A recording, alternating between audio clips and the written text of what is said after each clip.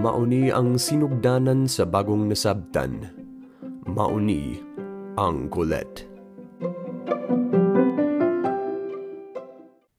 Para sa karong nga episode, basahon nako ang ikapito ug ikawalo nga kapitulo gikan sa basahon nga gitawag ang Pulahan Sugilanong Binisaya.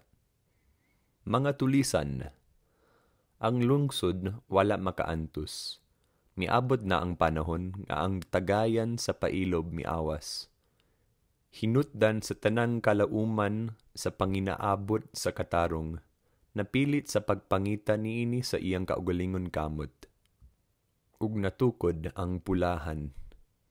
Mga taong gikan sa nagkalaing-laing dapit sa sugbo, uhaw sa panimalos, ug inibot ang sundang nanugas sa bukid.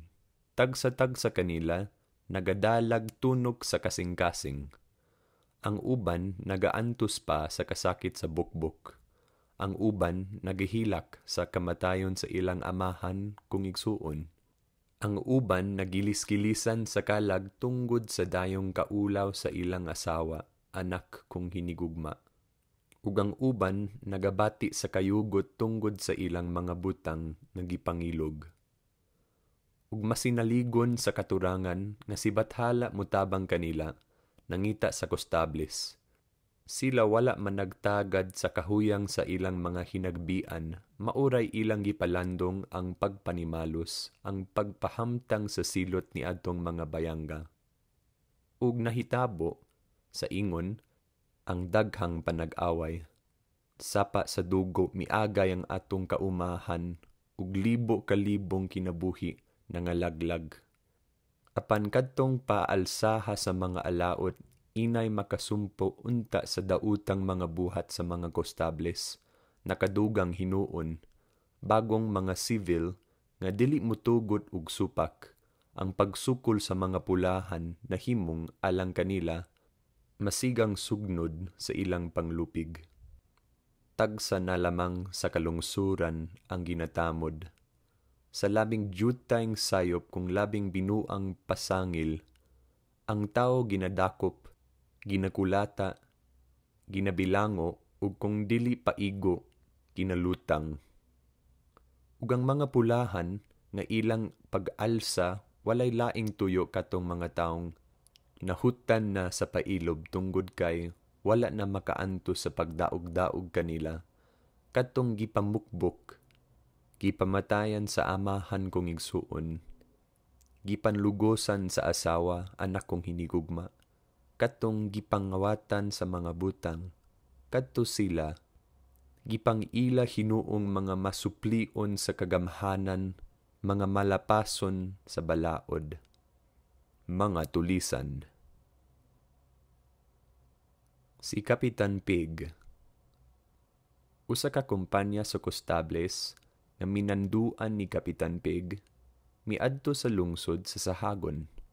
Nadungog nila nga dito may mga pulahan, ug ilang giadto aron sa paggukod.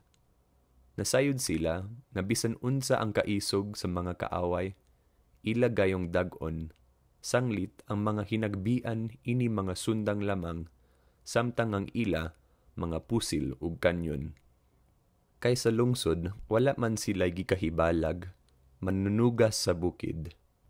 Buot nila gayong kabuton, ang dili hitupngang dungog sa usa ka kaawayng lupig o yamot. Ug didto sa bukid, maoy una nilang nakita ang usa ka pundok sa mga tawo, nanambong kadto sa usa ka kasal. Apan kay gihunahuna man sa mga kostables, kung kadto mga pulahan na iladayon, sa walay susi-susi nga giduggang sa pagboto sa pusil. Diha-diha, 5 ka buok na ngamatay. Ang uban nanagan, ang uban wala makalihok. Ang nanagan gipanggukod, ang mga naghibilin gipanggakpos. Hala, vamos kohitodos, matod pa sa mga maisugong kapitan. Ang laking bag-ong gikasal na samad sa abaga, nga ang iyang asawa patay sa kahadlok gikuyapan. Sanglit ang bana mauray maayong pagkasapot. Gipaatubang ni Kapitan Pig. Ko sa yuhakyaki gipangutana. Nakumbira in taon kami, senyor, sa akong kasal, mitubag sa nangakurog. Kusa, misingka ang kapitan.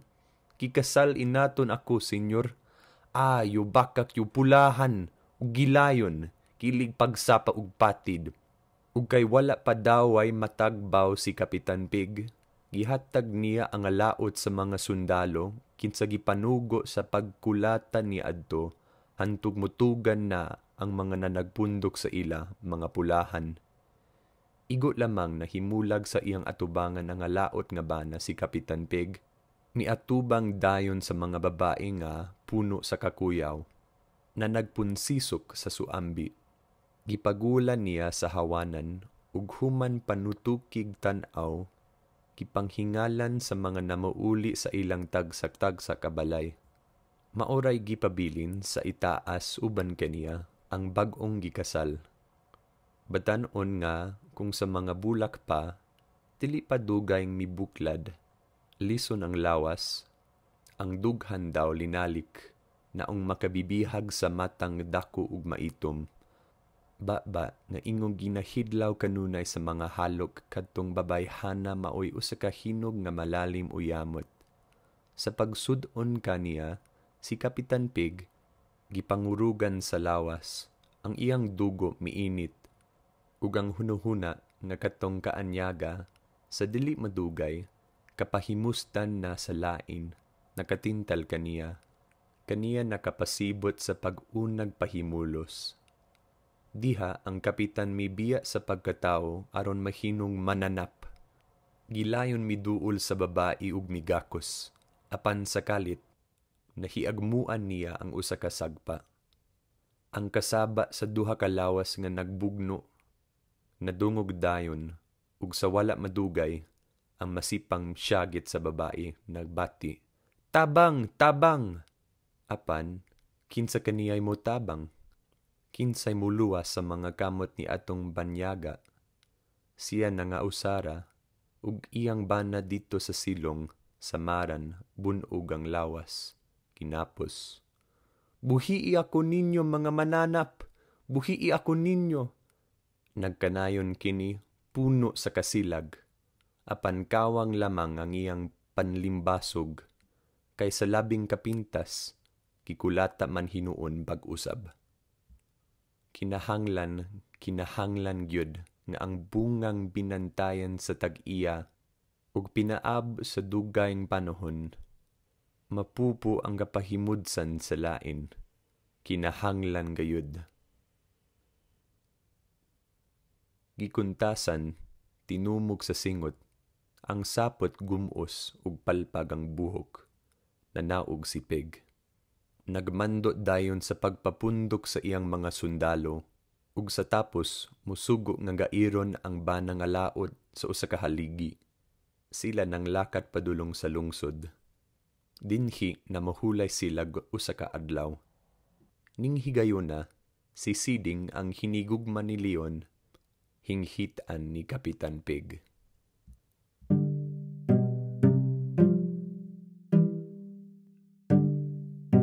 Mauna ang katapusan sa atwang episode.